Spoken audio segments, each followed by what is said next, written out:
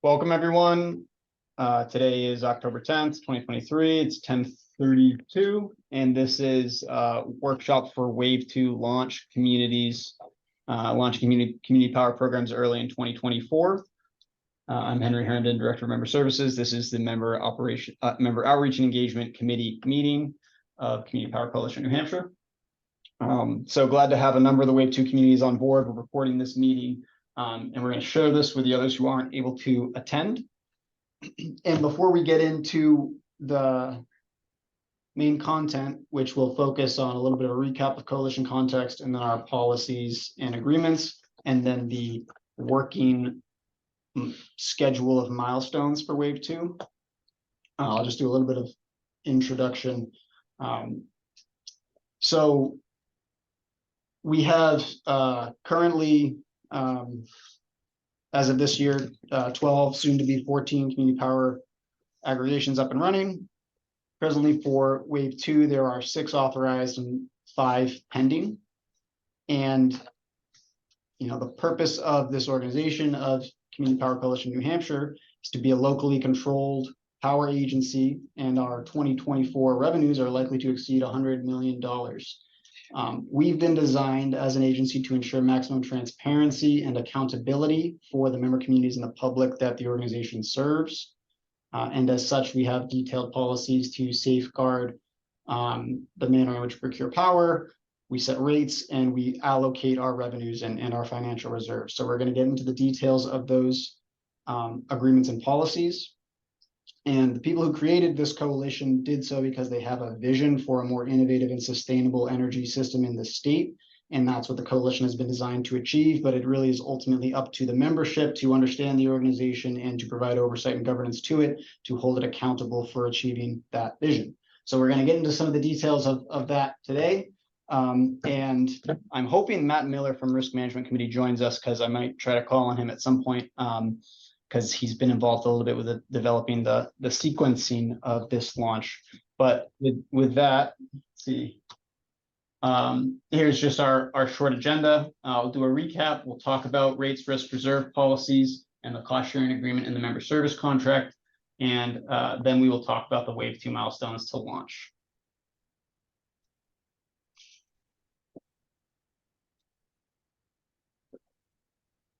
So I think we've all seen a version of this map, but just to recount that there's a good scale in coalition membership statewide, with the green communities having already launched, the blue representing the Wave 2 candidates, and then the red shortly following thereafter and improving programs at town meeting. So in total, this group of communities represents more than a quarter of the state population. Dover and Cheshire County are currently launching, and this year's revenue is at $50 million, controlled by the membership, and next year's potentially over $100 million. And as we've heard from Andrew in the previous meeting, there are many more cities and towns that are looking at becoming a part of Community Power Coalition New Hampshire. These are the Wave 2 candidates at present. There are 11 cities and towns, many of which have already approved and authorized these policies and agreements, and some of which are pending approval and authorization in their final decisions. I think some of us are in this meeting today.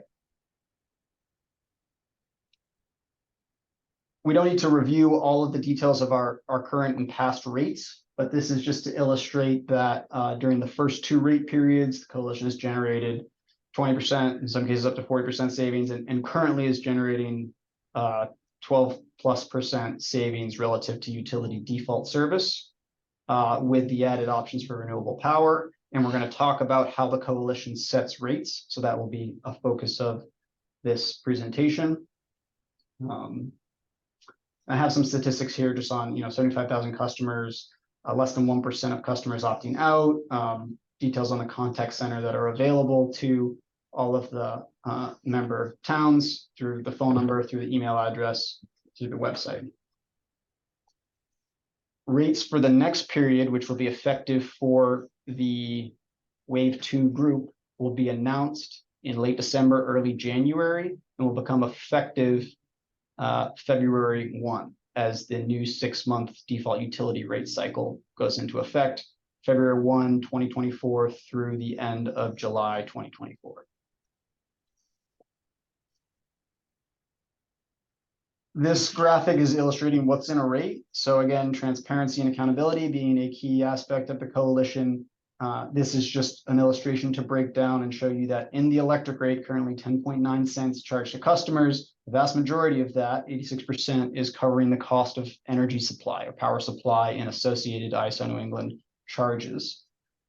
There's a 3% of that currently that covers all of our operating costs, all of the vendors, staff, financing, overhead, is about 3%. And that percentage of the total rate that is allocated to operating costs will decrease over time as the coalition scales, as more load comes on board, as more communities come on board, and some of our fixed costs will remain unchanged. So the portion of the rate allocated to operating costs will go down, although it's already a small percentage. This is my favorite slide. I've been waiting for this slide.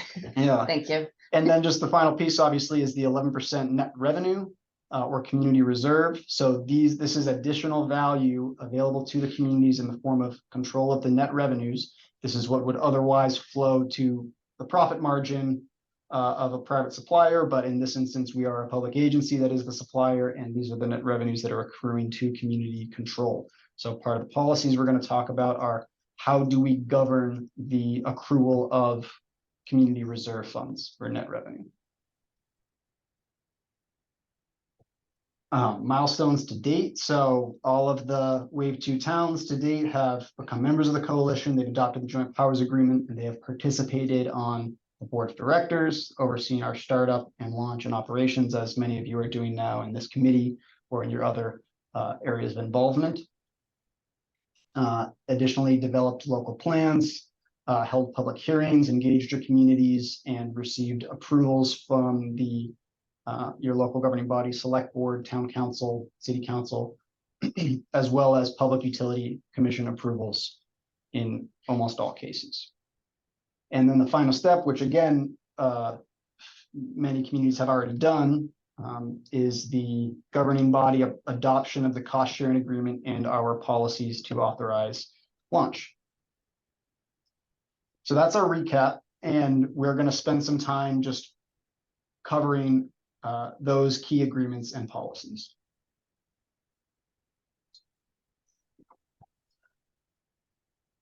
So there are really four major policies. Sometimes we call them the 3 R's policies for risk, rates, and reserves, meaning energy portfolio risk management policy, retail rates policy, and financial reserve policy. And additionally, we have a data security and privacy policy. And these are what would be adopted as part of the authorization to launch community power. And the objectives in establishing these policies is to meet customer electricity requirements, obtain best available rates, maintain rate stability over time, and develop and maintain financial reserves for long-term customer benefit. And that benefit is both in the term of rate savings, but also in the ability of communities to have greater control over their energy sourcing or development of energy projects and programs, which can further drive down the cost of power. So this is the framework that is created to achieve this vision of developing a more local controlled, affordable and sustainable energy system. And I just have a graphic here on the bottom right of the screen showing the minimum and the target financial reserve targets, which I'll get to in a forthcoming slide. But just to highlight for everyone, the minimum target for financial reserve accrual is 60 days of cash in reserve to cover all operating expenses, including the cost of energy procurement and purchases.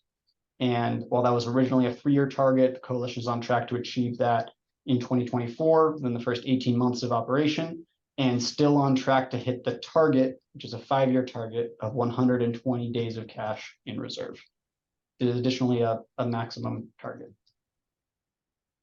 Okay, I'm going to talk through each of these policies and summarize their contents. They're all available online for more detailed review. But first, the energy portfolio risk management policy. It opens with its philosophy, objectives, and scope, and makes clear CPCNH's purpose is to procure electricity supply for our member programs.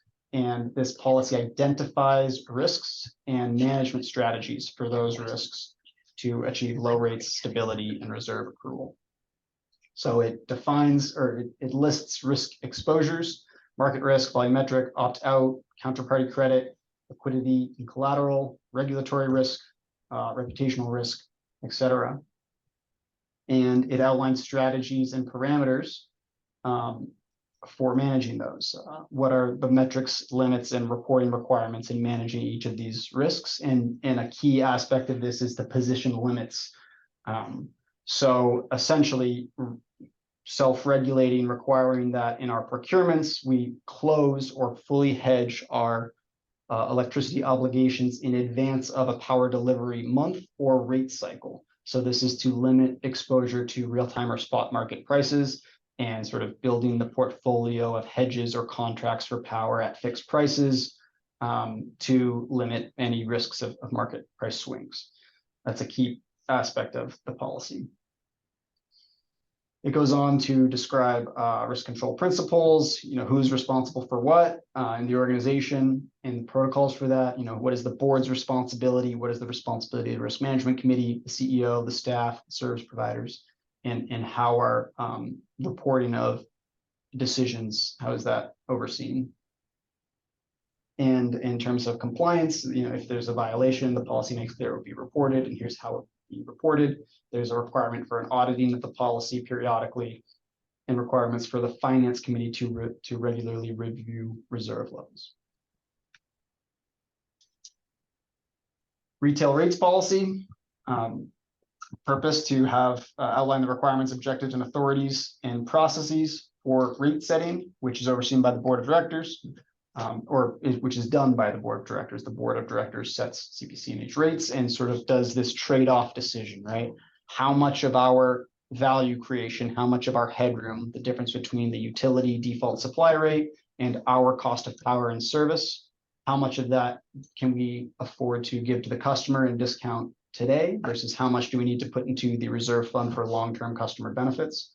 That's the trade-off decision the board is making. And the policy outlines the requirements and objectives. Many of our electric aggregation plans require that we won't launch unless the rate beats the utility rate, and we're going to strive to maintain lower rates over time. We have certain advantages that allow for that, and we will also offer optional rate products. This policy can be amended by the CPCNH board with advance written notice to member representatives and their principal executive officers, town manager, or city manager or administrator. So advance written notice, board can approve an amendment and then would be required to report that to the membership as well. The policy outlines the default rate setting process by which the CEO, in consultation with the finance committee and the risk management committee, will recommend rates to the board for approval. And I see there are some questions coming in. I'm going to pause after I get through each of the policies and then ask question, take those questions before we move on to the next session. So please jot your questions down, make note of them. I'm going to circle back. The policy also allows for emergency default rate adjustments with board approval and noticing of members.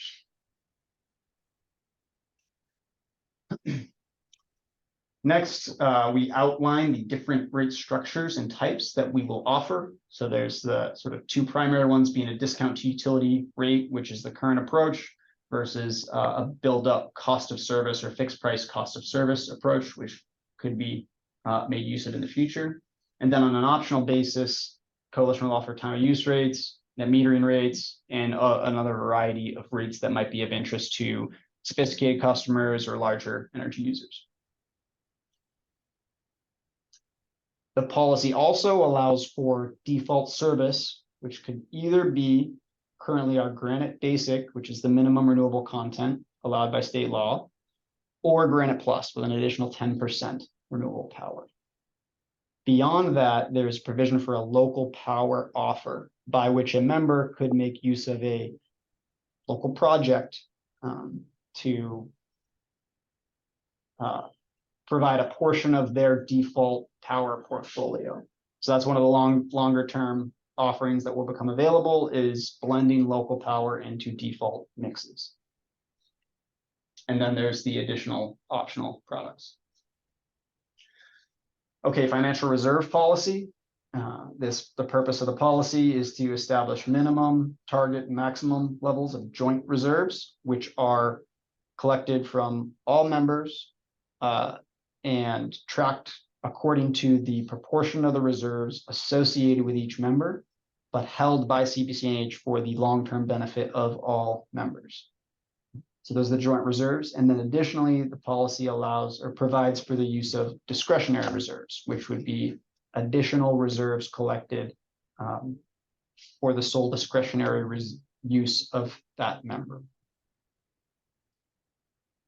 The objectives of this policy are first and foremost rate stability. So this is really about maintaining stable, low-cost power for members over time. And that's done by additional objectives of having cash be available as needed, lowering our financing costs, achieving a credit rating, managing all of the risks of the energy risk management policy, and then making sure there's a shared understanding across all the members and staff about what the purpose and the use of the reserves is. So we can make CPCNH financially stable. And then it discusses the rights of members to reserve contributions. So I mentioned this, but reserves are tracked according to each member. And if a member departs, the balance of those reserves would be returned to the member after their obligations are satisfied. I have the same graph here, just illustrating the target levels. And I will move on to data, security, privacy, and security. So this is the fourth policy, and this is really just defining goals and controls to safeguard confidential individual customer data and ensure we're complying with all of the relevant laws and regulations in that regard. So those are the policies, and I guess I could, what do you think? Should we hold questions or should we do policy questions? I think we should check in on the questions. The one in the chat was just whether the slide deck would be shared. So I said, we will definitely be sharing that. Mhm. And then Steve had his hand up, so we can check in. I think. Yes, I had a question back in the rates slide. Talked about, we have always had that thing about we only launch if we can beat the default rate. So what does that phrase mean now that we have operational, membership communities and some communities that are not yet launched? How does that work as each window comes up and the rate decisions? That's a good question. I think that we'll maybe unpack that a little more. Sorry, requesting summary with AI companion. Should I enable that? Sure. Yeah, I think so. So Steve, I think we'll talk about that when we talk about the milestones and sort of the launch schedule. But essentially CPCNH will set rates immediately in advance of the final risk management committee meeting to authorize the first purchase for wave 2. So wave 2 will have known rates prior to the final authorization of launch. Does that answer your, and I think we'll unpack this in the sequence slide. Okay, I guess, yeah, I mean, so we still have, obviously, a community hasn't joined yet, has the option to launch or not launch based on what they see for the rates. But would they, once a community is joined and is taking power, do they have that decision every time the rates are set? Can they, stop taking power from CPCNH if the rates aren't good? The short answer is no, and we're going to talk No. about that when we talk about cost sharing agreement and the complete service bundle contract and the term of those agreements. Okay, that's right, because you joined for a term. Okay, thank you. And then I have just a quick question on the policies. So when it comes to the select board, the motion is, does the select board approve the 3 Rs in the data security policy, and they vote to approve them? So it's just one approval for the 4 policies. Right. Okay. And it could be one motion to approve policies and agreements. And Okay. Yeah.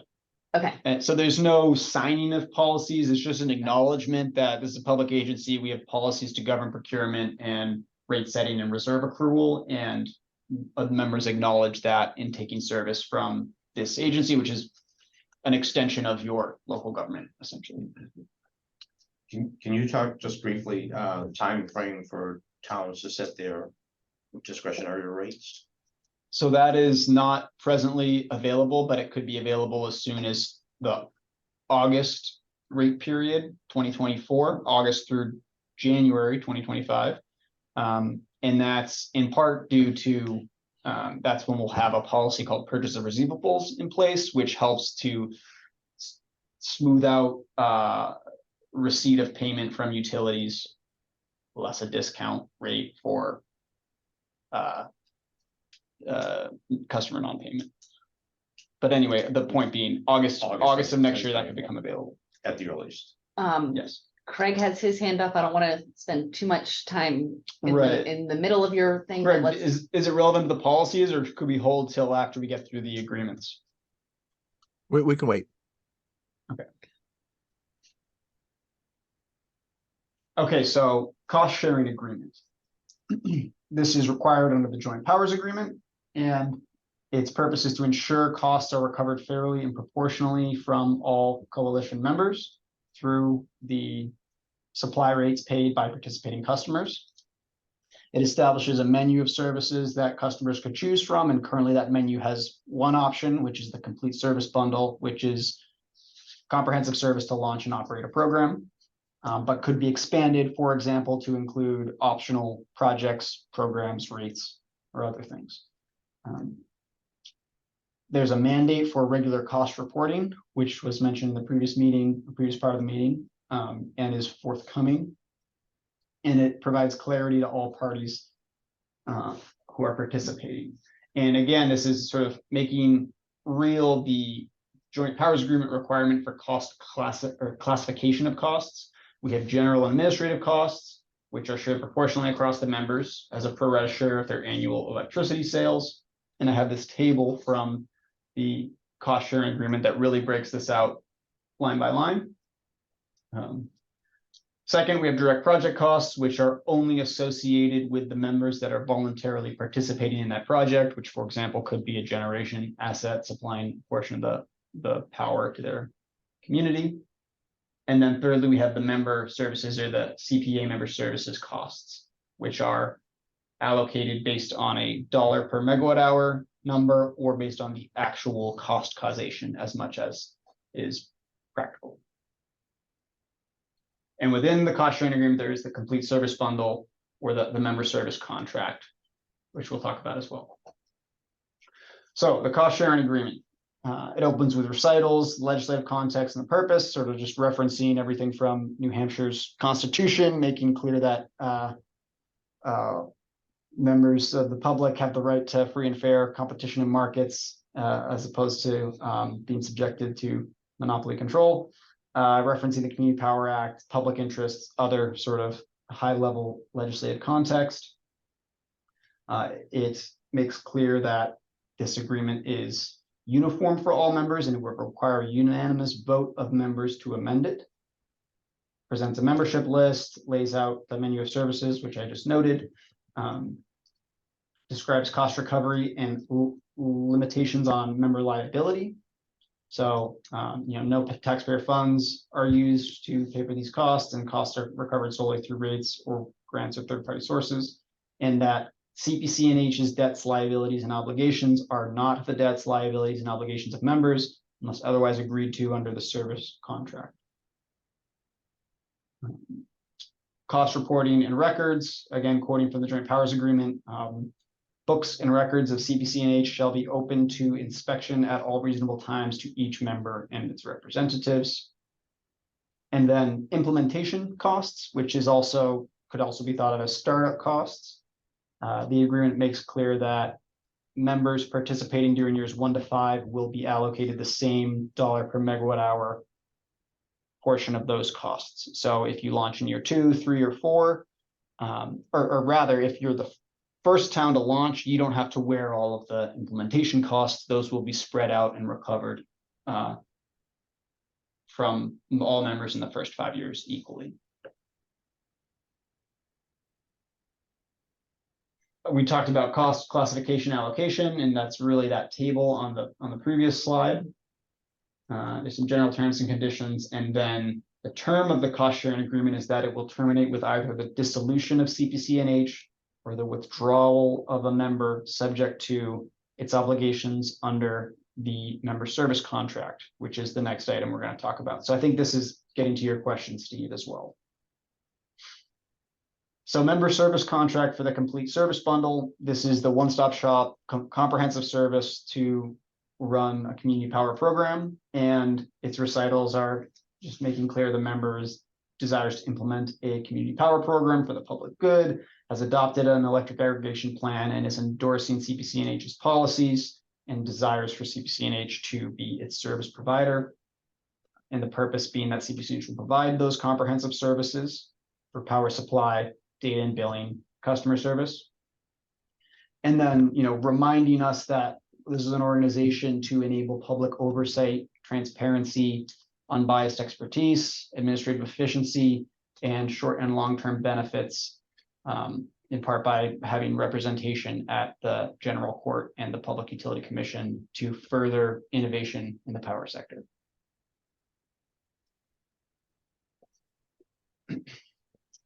So after the purpose, there's discussion of decision-making frameworks, sort of whether and when CPCNH will procure power, which we'll talk about in the schedule for launch, and how a member would select its rate products and apply reserve adders, et cetera. Again, limitation on liability, delegation of authority and commitment to act. So authorizing CPCNH to act as the agent in operating the community power program, and acknowledging that CPCNH relies on staff and hired service providers, reference to the electric aggregation plan. And then we'll talk about termination and reserves in the coming slides, as well as the authorized officer. We have this term we have terms for principal representatives, which include the member representatives, but also the principal executive officer of a town. That would be a town manager, town administrator, or in some cases, a chair of a select board. And in adopting this agreement, the member will also submit the attestation, which is the governing body's resolution, the select board or town council resolution to approve the agreements. Okay, so term and termination. So after the agreement is adopted, a member can terminate with immediate effect prior to the date on which CPCNH, or prior to the point in time at which CPCNH has authorized power transactions on behalf of that member. That will be the Risk Management Committee's first procurement meeting, which we'll talk about in the schedule. And the member appoints an authorized officer who can attend that meeting and elect to delay procurement.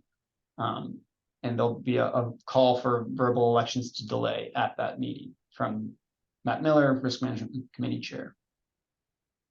The term of the agreement is a 36-month rolling term with options for early termination, which I'll discuss on the next slide. So that is that, just to be clear, a member may notify to terminate 36 months in advance of the termination date. After a member withdraws from the coalition, the portion of the reserves associated with that member's load would be returned to the member for its discretionary use after all of the member's obligations have been satisfied. And then for the authorized officer, there are three sort of choices or options in the agreement where there's an individual, either the town manager, someone from the select board, or somebody from a committee, who the select board or the governing body could delegate certain authorities. One, delay commencing procurement at that first procurement meeting. Second would be to specify the default rate product option and then the additional options. And the third would be the application of the discretionary reserve adder. So if there were a default mode for this, it might be that, yes, this individual can elect to delay, but no we're going to keep the authority to set rate products with the governing body, and we're going to keep the authority to set discretionary reserve adders with the governing body. Some instances it could be a town manager, but in other instances, those authorities might be retained by the governing body. Within the 36-month rolling term, there are options for early termination. The first would be to fulfill the waiting period. So in the unlikely event that a member would notice to terminate, CPCNH would inform that member of the minimum waiting period. And this is the duration of time by which no costs would be transferred to remaining members that have selected the services. So this is to ensure that an early departure of a member, maybe there's 6 months or 12 months of power that has been procured on behalf of that member. This is to ensure that those costs are not unfairly shifted to other CPCNH members. So right now, time horizon for procurement doesn't run out much more than 12 months, if that. So the minimum waiting period would be less than that. Second option would be covering of losses. So a member could terminate and then essentially allocate its share of the reserve funds to cover any costs that would be associated with its early departure. Otherwise, as stated previously, in the event that a member terminates, fulfills the waiting period, the share of the joint reserves associated with that member are returned to the member. Okay, so that concludes the cost sharing agreement member service contract, and I'm happy to have other questions or discussions before we talk about the launch timeline. Do you want to just go through the chat questions? Some are simple, some are harder. Like, will the slide deck be available after this meeting? Because I think people have meetings today they would like to use it for. Oh, sure, we can just send it out right after this meeting. Perfect. And can they be posted on a town webpage? Yeah, they're public, Okay, perfect. and I can't see the chat. Okay, and then one was about the rates and launching with rates lower, but not always staying lower. It was pointed out that towns can't jump in and out depending on what the rate is, but each and every customer has that choice. So that's important to remember. Howard said that some third-party suppliers are offering longer term rates than 6 months. And is there any potential for CPCNH to offer a longer term rate? I believe there is on an opt-in basis, but that's not currently available. So that would be a board decision, like a rate product that would be offered.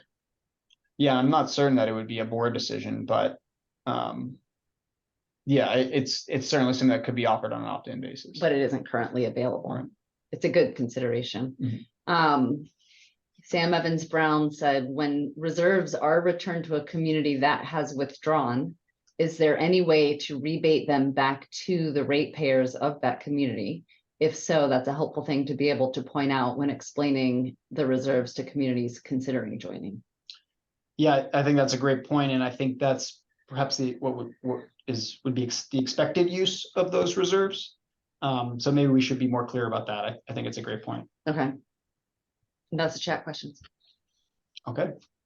And then Craig had his hand up earlier. Yes, I had a couple questions. One has been, well, almost answered, I think, and it's around the authorized officer. So if you want to go back to the slide 19, I think it was, Henry. So the authorized officer has to have this yes, no on the first procurement. And so that's a one-time activity for that person. Do they actually need to physically be attending the meeting, or is remote participation acceptable? Remote participation is acceptable. Okay, that's what I thought. All right, thank you. And then the specifying the default and optional products yes no question, that's every rate period. Is that correct? It is, although if no action is taken, then the default is the lowest cost Granite Basic option. So no actions required if you just always want the lowest cost product as the default and the full menu of optional products. Oh, so a Peterborough would have to have their authorized officer come to every one of those meetings to say, no, we want to continue to not have Granite Basic as our default. Is that correct? If the default is Granite Plus, then if it's the authorized officer or the select board has to select Granite Plus each rate period affirmatively, and that doesn't have to be at the meeting. That can just be a written, they make the decision at a select board meeting, and then they communicate the result of that decision to CPCNH during the rate election period. They don't have to attend a meeting necessarily, but yes, you do affirmatively have to choose a Granite Plus default each rate cycle. Okay, and so basically there's not a set and forget kind of capability on that question, and I assume that would also apply to the discretionary reserve adder question.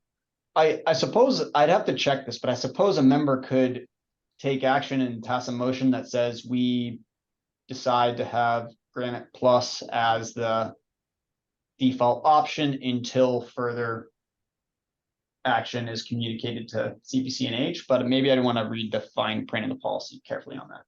Yeah. Okay. So it's just a clarification kind of thing, because I'm getting asked by who our Hudson's potential authorized officer might be, is like, well, how often do I have to do this? And exactly how does it work? So that's why I'm picking at that stuff. And part of the answer is, if you want the lowest cost option, then no action gives you that. Right. This is like, sort of if you want to pick and choose from the menu above and beyond that, you can.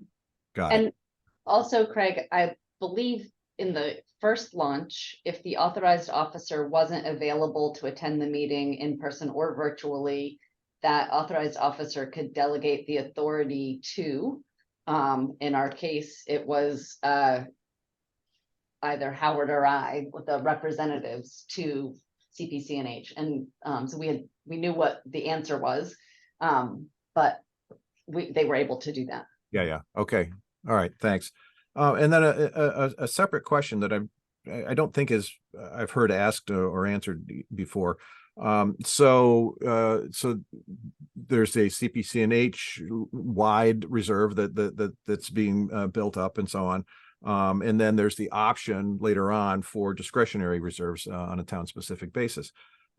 So let's just take the example of a town specific discretionary reserve. So Hudson has, it's got this pot of money that starts getting built up because we decided we wanted to do that at some point in the future. How is that money invested? And is it invested? And if so, where does the accrual of those additional funds from the investment, do they go back into that same pot? How does that work? Clifton. I wonder if Clifton might have an answer. I would have to circle back on that. It's a good question. It's a recent topic of conversation that we could be putting some of our reserves into interest-bearing accounts. Right now, the balances that we're carrying are offsetting any bank fees that we might otherwise have. But we're obviously growing a significant balance of several $1 million in reserves already. So we've just sort of begun the conversation about how we might manage that in interest-bearing accounts. The discretionary reserves can either be held by the coalition, or they can be dispersed to the municipality. So if the municipality wants to actually hold those and put them into their own interest-bearing account, they could do so. Oh, okay. I didn't realize that was an option. Okay, thank you. Very good. Okay, so wave to working launch milestones. subject to change, but the current plan. And I'm just gonna have to adjust my screen a tiny bit here. It's like Matt's here. Oh, yeah. So this photo is from, I think, the first rate setting meeting, back in maybe February or March. But, and I can't recall if it was, anyway. So here is our timeline, and this is based upon the technical analysis done by Send Analytics, looking at 3 scenarios, February, March, and April launch, and assessing where is the greatest value creation in terms of total customer benefit, or total community benefit, which is customer savings and reserve accrual. And really resulting in a determination that launching in March, so that all customers are enrolled by April, is the optimal launch time. So working towards that date, the target would be that each of the Wave 2 governing bodies adopt the agreements and policies by November 1st, which is 3 short weeks away. And that's not a hard deadline, but it is a deadline by which it will be comfortable to put in place all the other things necessary during the launch period. After that, the Risk Management Committee would have its meeting to fully authorize the first purchase on behalf of Wave 2. And that could occur as soon as December 29th. This would be after a planned December 26th date, at which time we would know the utility rates, and we would know the rate recommendation from the CEO moving through the Risk Management and Finance Committees to the board. So the thinking here is that the fastest timeline would be that December 26th, utility rates are all known, CPCNH recommended rates are known, and then on December 29th, the CPCNH board could approve rates, and immediately thereafter, the Risk Management Committee could authorize procurement on behalf of the Wave 2 members. An alternative would be to have more time in between those 2 meetings, and we could discuss that. After the first purchase meeting, CPCNH would mail the customer enrollment letters and open the contact center and publish the customer service website, communitypowernh.gov. And that would occur on, I believe it's Monday, January 22nd. The following week, the week of January 29th, or the first week in February, would be the mandatory public information meeting. And then starting on February 24th, the first customers would be enrolled into the program. And then on the date the customer's meter is read between February 24th and April, the customer would be switched into the program. I'm going to pause in case there's questions. Okay. Go ahead, Joe. I have a concern about the schedule here. On the 26th, the rates are known, and basically we say, okay, this is what we're gonna have for a rate for the starting February. 4 days later, the towns, everybody's asked to commit to that rate. I'm concerned about the 4-day window for them to do that. Number one. Number two, the 29th is a Friday before New Year's Eve weekend. Again, I have a concern about that. So I'm concerned about the shortened schedule here. I know it's our advantage to try to launch in March, but I have a concern about the time frame. So maybe one thing we could do is we could look at what would it do to the schedule, if anything, if that meeting were held the first week of January. Is that what you're suggesting? It would help, I think. But then for the people who are currently operating, they would need their rates published 30 days in advance of. Right, so there's a distinction between the board, and under this schedule, the board will set rates, and the board must set rates before January. So the board will set the rate on, So let's say, that's the going to 29th. happen. And then there's the meeting for approving the first purchases for Wave 2, which could happen immediately thereafter on that day. And so 29th, which Right. I can hear. It's, I believe, feasible that it could be deferred. And so we could look at that. I mean, other communities may not have that issue, but I think in Newmarket's case, we might. Mhm. I don't want to speak for the town manager or the council, but Right, and let me just make sure I understand your concern. Is it is it 4 days not being enough time before? yes, Okay, I, because, can I ask the town manager to speak? If oh, can he's I have- present, sure. Steve Fournier, do you want to address that? I'm here. Repeat it. I'm sorry, I missed part of it. Okay, so there's, they've given you a 4-day window on the December 26th, which is a Tuesday, is when CPCNH would announce the new rates. That Friday, the 29th, they're asking you to commit to that rate. Is the 4-day enough?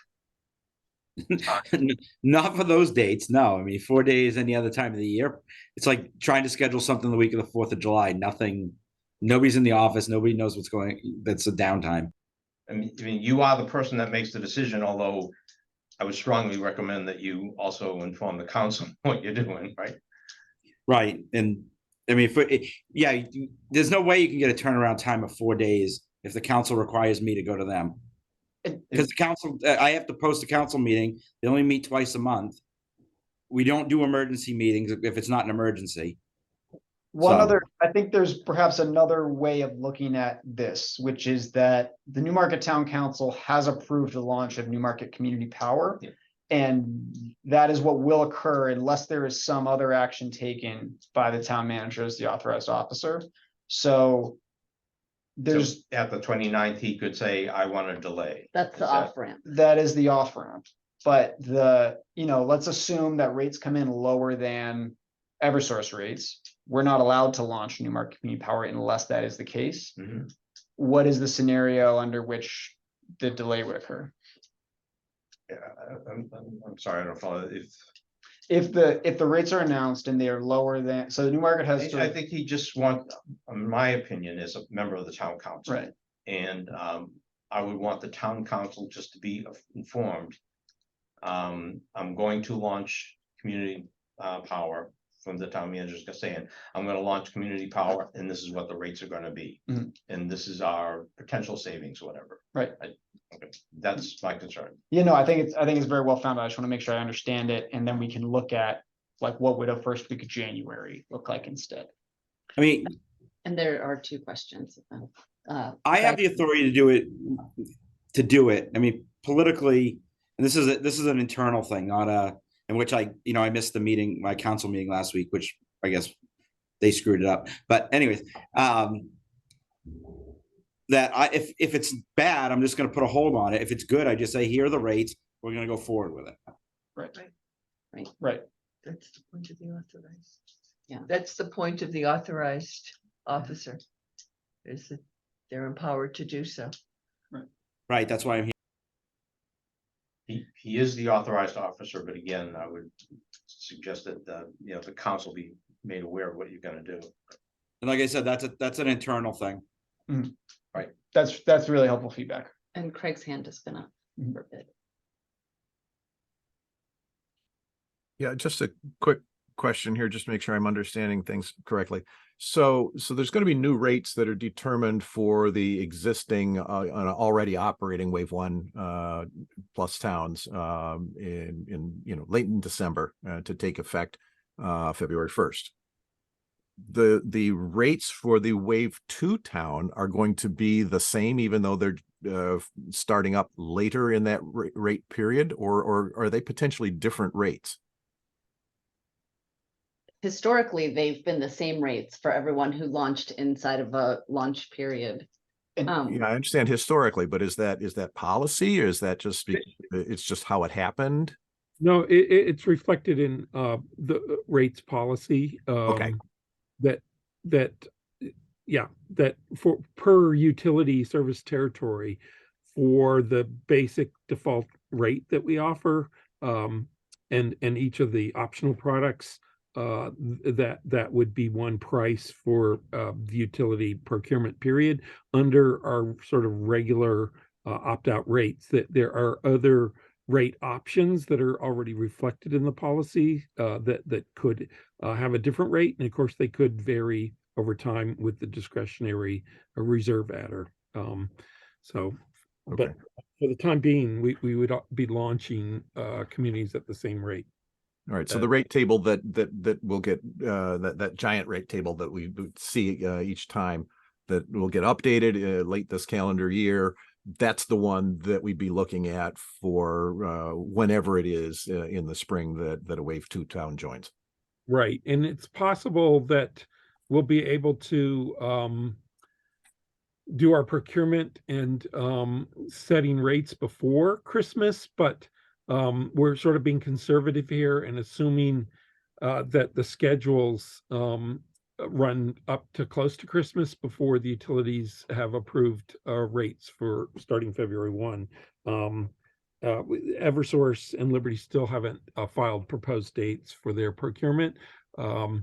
Unitil does have theirs concluding in the first week of December. So if the others do it in the second week or even the third week, we might be able to avoid having to meet between Christmas and New Year's, but that's not necessarily the case. Thanks, Clifton. Mark, Terry. Mark, did you have a question? Yeah, thank you.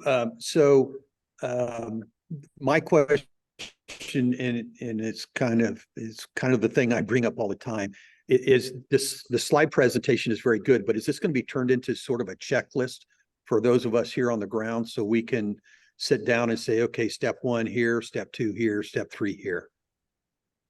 Yeah, so for Westmoreland, you're good to go, other than having somebody show up at the first purchase meeting and then participating in our regional public engagement activities. All of the operational side of things, we will do that on your behalf.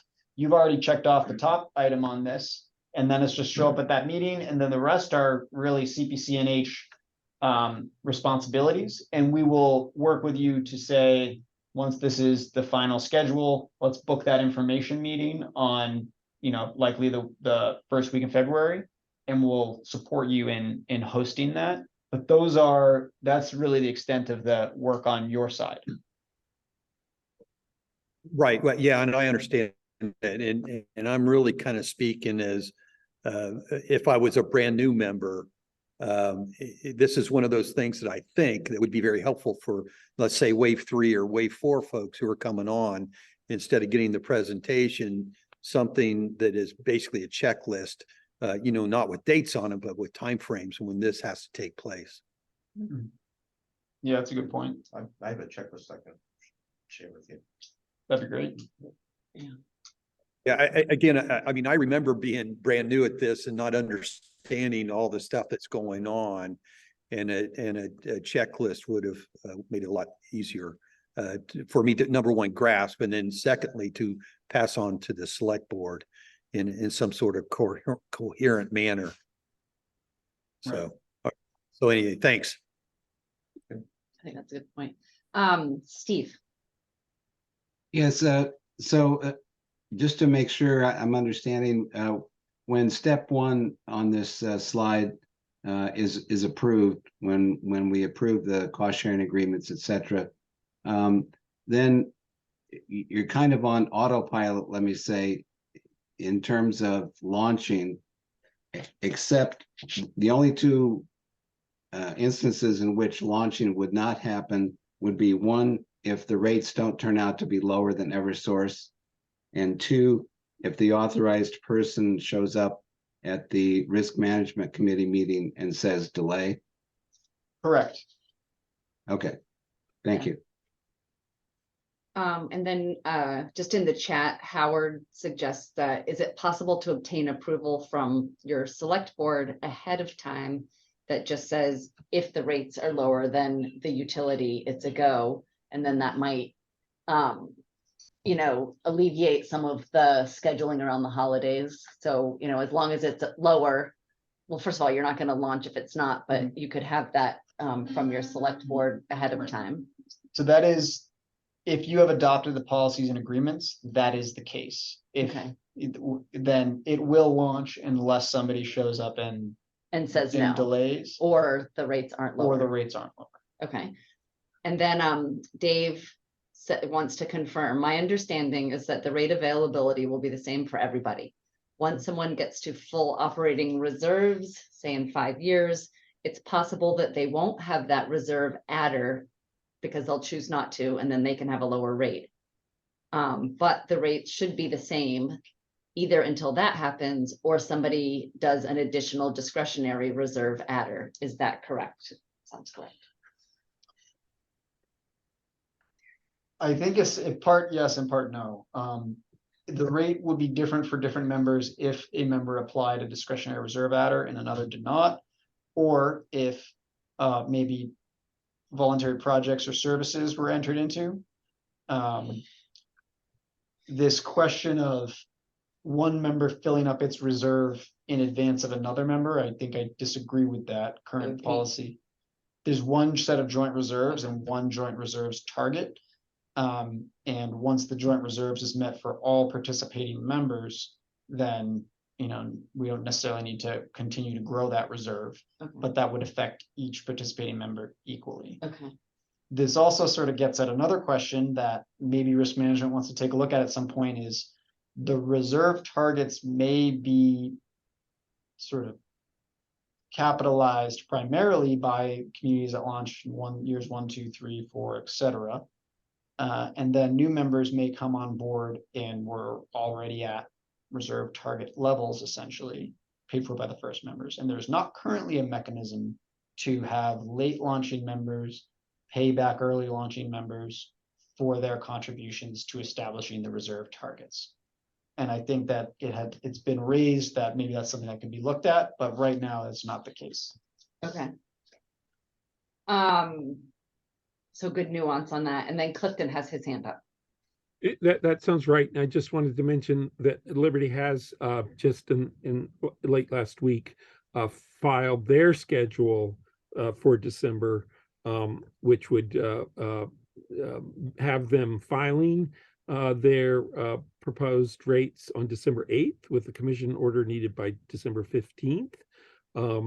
So that's sort of a good sign that they're early enough on. So it's only Eversource that doesn't have a particular schedule yet, but this and Unitil would be in such a time frame that we could get this resolved before Christmas.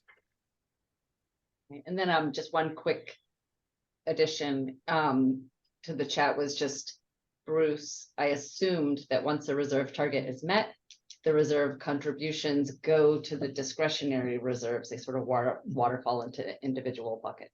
That is true once the maximum target of 180 days is met.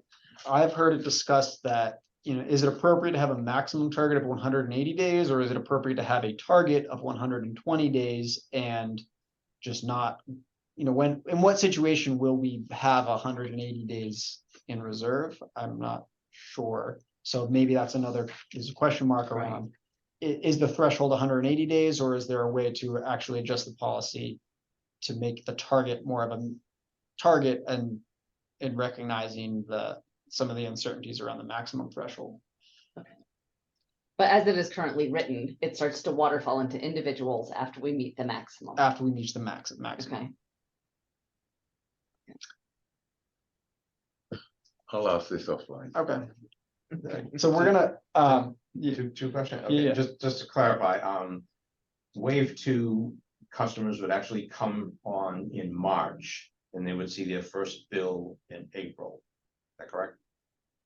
Oh yeah, great question. So the switches would occur between February 24th and April 1st under the schedule, which would mean that the March period, they'd start, anyway, the bill they receive in April for their March period would be the first time community power shows First time bill. they see community power, okay. Right. And wave 3 is still June or after? And then June, yeah, wave 3 is as early as June, potentially later. And any member can, of course, move into that wave should they choose. Wouldn't the bill actually be received in May? Anyway, it's a detail that can be figured out. I think because it's possible. I think if they're switched prior to April 1, they're switched in March, then when they get a bill in April for the March period, got it. it should Thank you. show up. Should show. Thank you. It could show up at the very end of April though. perhaps very beginning of May. Okay, and not to get too deep into this, but the nuance of the reserves kind of being stocked by the initial launches. In the cost sharing agreement, there's the payback for startup services. So that is really just all of the deferred costs for startup. That's what that refers to. Right. Separate from what has been contributed into reserves. That's right. Okay. Very good. Okay. Okay, I just have one more Monday. slide here before we sort of wrap the presentation, but I do want to flag for folks that Clean Energy New Hampshire is going to be facilitating a public engagement kickoff meeting, strategies and action plans on December 5th. And this will be for both Wave 2 and Wave 3 communities, because we were going to combine public engagement activities for the launching wave and the town meeting / local approvals wave in 2024. So the purpose of that meeting will be to establish regional public engagement teams supported by staff and partners, clean energy, et cetera, and to develop action plans. And our goal will be to inform all of our citizens about community power and the associated benefits. So we'll go through, we've done this before, but we'll go through a meeting where we invite anyone who's on local committees or anyone who's in any way affiliated or interested in participating in public engagement. We'll get together, we'll have a virtual workshop, we'll meet one another, we'll brainstorm strategies, and then we will review the materials that are available to support, as well as develop regional plans where folks will all participate in one way or another in getting the word out from a grassroots level, in addition to all the support from our sort of folks at BFresh, et cetera. So I just want to flag that for everyone. And I guess just in summary, I open this with sort of our context about CPCNH and our scale and our revenue and our purpose as a public agency. And I think I wanted to circle back to that as sort of the reason for all of this detail and thought into how are we allocating the revenues, how are we using them, what are the rules to ensure we live up to that vision and sort of the public accountability promise of the organization. So with that, maybe I'll see if there's other comments or questions and shut off the recording. Okay.